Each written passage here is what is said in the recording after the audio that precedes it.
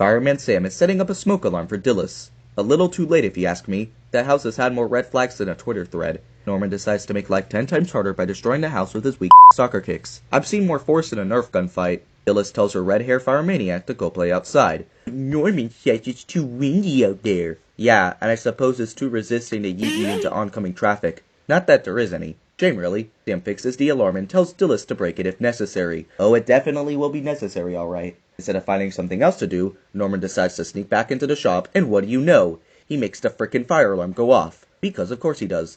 Sam arrives at the scene and is instantly able to connect the dots to this mystery that shouldn't even be a thing. What a shocker. Meanwhile, Bronvin and Charlie are cleaning up trash, which is ironic given that that's what everyone else has been doing since Norman learned to walk. She also reveals how foxes are so foxy.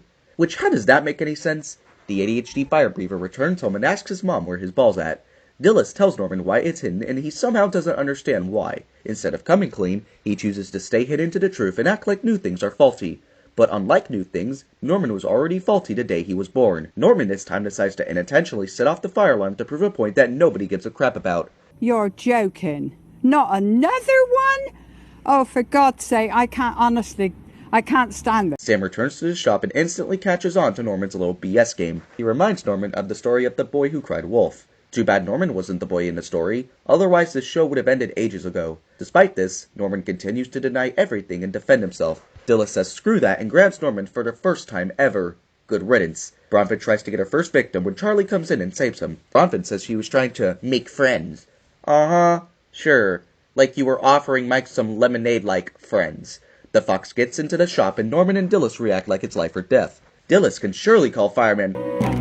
That worked out well. Dillis tells Norman to get his ball from behind the counter and is able to get the alarm turned on. Norman apologizes for his mistake and admits he set off the fire alarm to get his ball back, which would be amazing if it wasn't said so awfully late.